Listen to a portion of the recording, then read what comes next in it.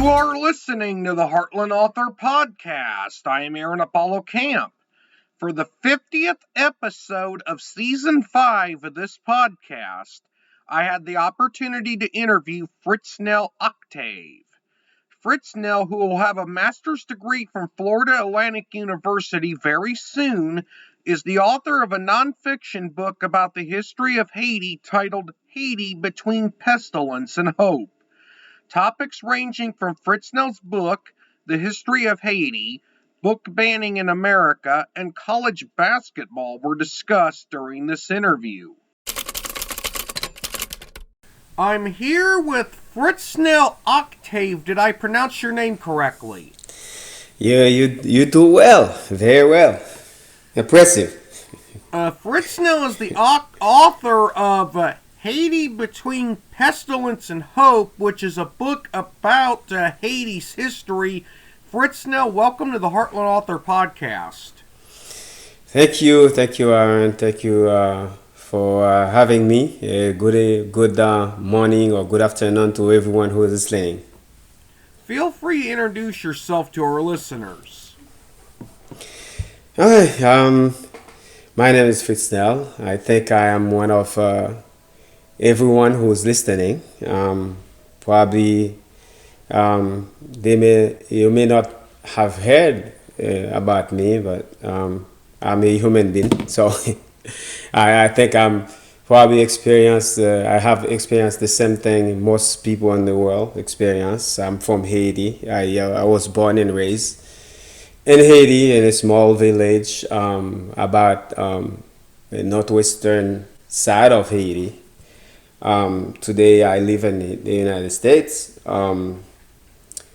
but I'm still connected to my roots. I still have a lot of family members living in Haiti. I am a journalist by trade and by formation. Also, I have a business degree. Basically, I'm married. I have 2 kids, and I serve God. That's me. Now, without spoiling too much of your book, what is your book Haiti Between Pestilence and Hope about? This book is mainly a project designed to show the world that Haiti is more than the sum of what always been reported in the mainstream media in terms of a country filled with corruption, a country of poverty, natural disaster, you name it. Everything that's negative, that is bad, that a people can suffer. Haiti has more to offer than just that. Now, is your book self-published or traditionally published? It is self-published. Now, how important do you believe it is for history to be taught, whether it be the history of Haiti or the history of any other country? Here, Aaron, one of the main issue with that um, there always been a situation, a struggle to really for people to really know what happened in the past exactly in the way that transpired the truth. It's very important because when you don't know what happened, even good or bad, you won't be able to learn from it and progress better.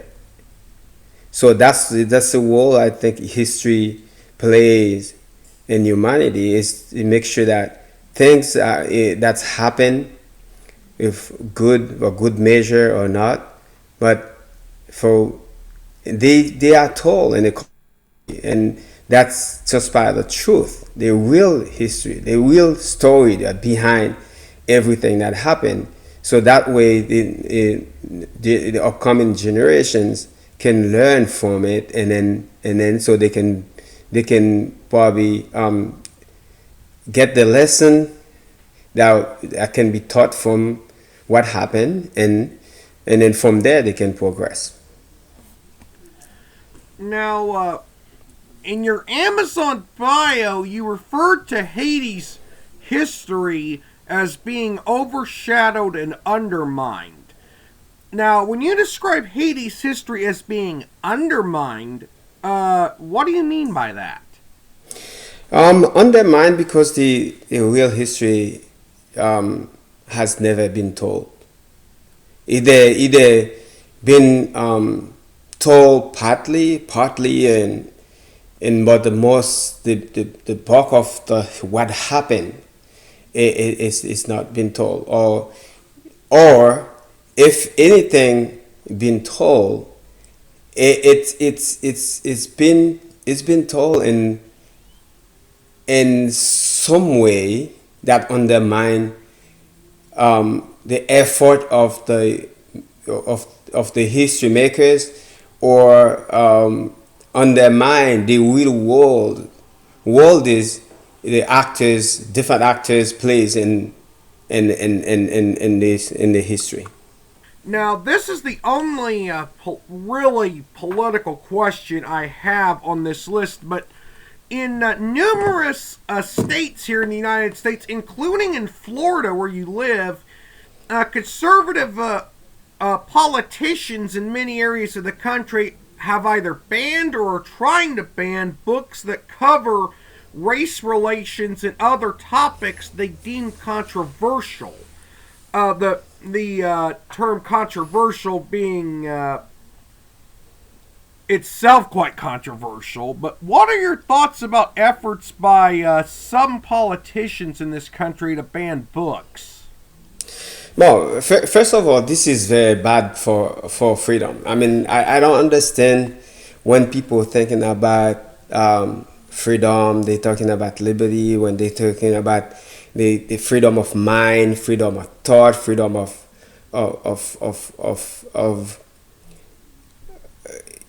a way of life. So how you think that you're going to suppress information?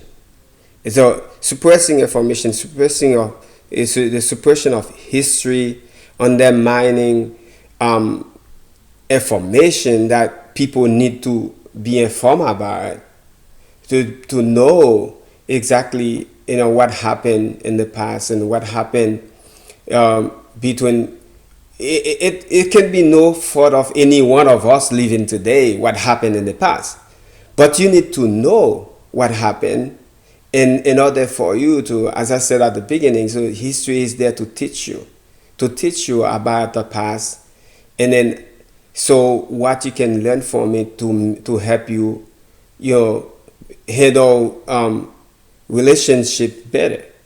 Because if we don't know, if you try to suppress the information so nobody know about what happened, so they may not be any way for them to change their view of what they see, what they presently live in.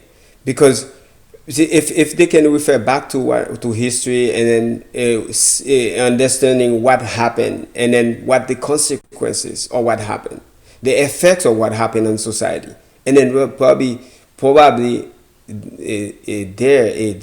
there alone, so they can figure out a way to handle human relations better, and for a better world. Because I mean, we is history taught us how in the past, how the brutal dictatorships and brutal empires around the world, and then how they use fear, they use death, they use suppression of information to rules. And then when we know what happened after that. So we can't in 2023 we can't you know continue to copy, to mimic those regime in the past, and then you're trying to ban information, ban books, for God's sakes. So well, we need to see a better way of addressing the issues, because you ban the books that talk about them, that don't make them doesn't make them go away. The issue will still be there. But then maybe the book helps shed light on how to handle it better. That's my take on it, and that's how I see it. Yeah, it really unnerves me, not just as an author, but as a human being, to see politicians claim to champion quote unquote freedom, yet pull books from library shelves. That's just hypocritical and outright offensive to humanity. Because they don't they say freedom, but freedom probably means something else for them instead of freedom. So Exactly. it's not, this is not freedom. You cannot suppress information, ban books from the library because an author put his pen or her pen on paper. He will tell a story, and then or express the feeling, express what observe in society, and then express a point of view. And if you're suppressing point of view, suppressing people's thought, that's not freedom. It's not. No, no. Now, prior to becoming an author, you had extensive experience as a journalist, and you mentioned this a little bit earlier in the interview. What was your work as a journalist like, and what were some media organizations you worked for?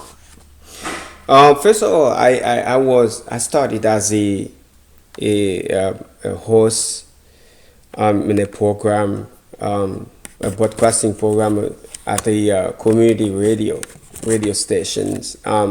That was based in the capital city of the region where I was born and raised. So back in the mid '90s, when I started college, so I have an eye for journalism, because I thought at the time, most of the Haitian people, about 80% of the population living in the countryside, was was not really represented in terms of what is going on in the media. Their stories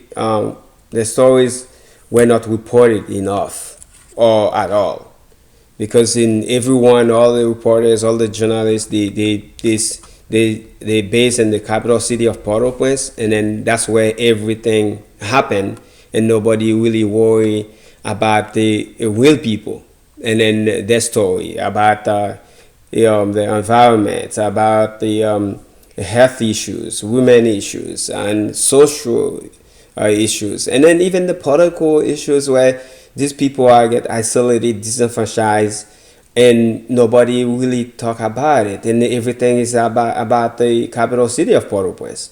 So, and I said that to myself, I had to be involved in journalism where I can be a voice to the voiceless. I can be someone that will be working from within the people, so I can give them a voice so they can express what they enduring. They can express what what the problem they're facing, and how they handle life on their own without any sort of government assistance and support system in place in the area where they live, except for some random NGOs coming, national or internationals is coming from time to time to basically give them a little assistance, and then most of the time they left aside and nobody think about them. So I started as a host in that program. It was a weekly program, podcast program, where I will have people express themselves and what they see situations and they're facing and their living conditions they basically struggle with and so on, so then and with the hope that their voice will reach the authorities. And then as while I graduated from college, so I moved to become a reporter. I mainly work in the print media. I work for an international news agency called IPS, in Interpress Service. That was headquartered in Italy, and they have a regional office in Haiti. For I worked for them for about 5 years or so, and then I worked for a Haitian a news agency as well, called a Haitian Press. And then a few freelance pieces here and there as well, but mainly I work in the press. Now, I have one final question, and is it correct that you're either earned or trying to earn your master's degree from Florida Atlantic University? Yeah, I'm currently I'm basically at the end of the my my my my course to earn my MBA at Florida Atlantic University in Boca Raton, Florida. And I wanted to mention Florida Atlantic because they were in the sports news a couple of weeks ago because their men's basketball team, in a complete surprise to a lot of people, made it all the way to the Final Four of the men's NCAA basketball tournament before losing their Final Four game to San Diego State University. What are your thoughts about Florida Atlantic's deep run in the men's NCAA tournament? For a lot of people in the country, it was like kind of shocking. It was a surprise for them. For me, that was not a surprise because from being part of the university for a while now and be observing what's going on, the type of leadership providing to the university as a whole. It's not just the sport aspect of it, but as a whole. Florida Atlantic University has grown a lot in the past decade. The level of diversity and inclusion in that university, embracing everyone, every human being, every soul for who they are, and then integrate them into the university system, and then and improve their life, educationally and sportingly, and as I said, as human being as a whole. So that was not a surprise for me. I know they can, and then they will continue next year. They probably I mean they get to the Final Four this year, and next year they can even progress even better because yeah, of the kind of leadership that's providing, the coaching staff, the medical teams, and everyone and involved and in a very inclusive manner, to make things happen at the university. Well, Fritznel, you are a wonderful guest for this podcast, and I thank you for appearing on the Heartland Author podcast. Thank you for having me, Aaron. I'm really grateful to be a part of your podcast today, and I wish everyone well. I wish you success and continue doing what you're doing. Fritznel was a wonderful guest, and I enjoyed being able to interview him about his book and a wide range of topics. This is Aaron Apollo Camp reminding y'all to write your imagination. Bye for now.